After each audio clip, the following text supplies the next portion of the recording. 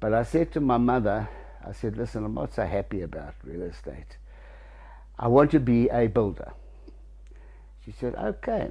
Because she had just bought a house in Houghton, 43 8th Avenue.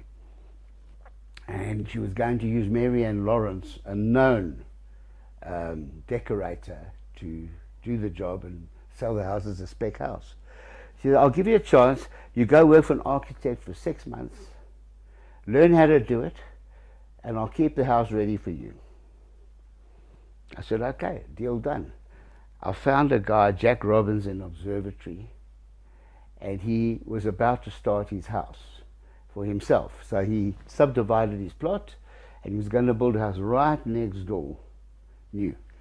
And I was prepared to come along. I was a Daga boy, working with all the labor, and just observing and taking notice of how you build a house. So I was in that process from start to finish. And then he said, okay, Lou, it's now for sale.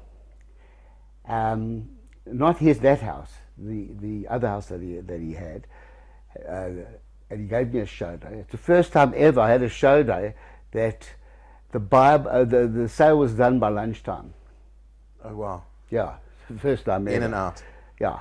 Anyhow, so that put me onto the building track, and I then knew enough to start the job at 43 8th Avenue, which I did to perfection, in my opinion. I took an old box and turned it into a Georgian masterpiece. I did the design, I did everything. And but I did fall out with my mother because it was over budget. Okay. Then I was terminated by my mother. So I thought, look, I've got all this equipment, I've got the truck, I've got the builders, I've got everything. I thought, I'll go into the building business, which I did do. So I got a big board, huge, with Old English lettering. It was a beige board with brown Old English lettering, very dynamic, Lou Geffen construction. And I started. There was a Mrs. Levy who saw the show house. She liked it. She said, come and do a job. Anyhow, one job led to another. But when the recession came towards the end of the 70s, big recession, you had no chance in the building game. And at this stage, I had now 3 kids. And I saw them as little birds with little hungry mouths, you know. Yes. And I said, you know what? You'll have to go back to real estate, and you'll have to find the one thing that you really like. Because I just seen that movie, City Slickers. He said, yes. Jack Palance said, you've got to find one thing in life, and it resonated with me. And the one thing that I did like was marketing. So back I went to my mother, cap in hand.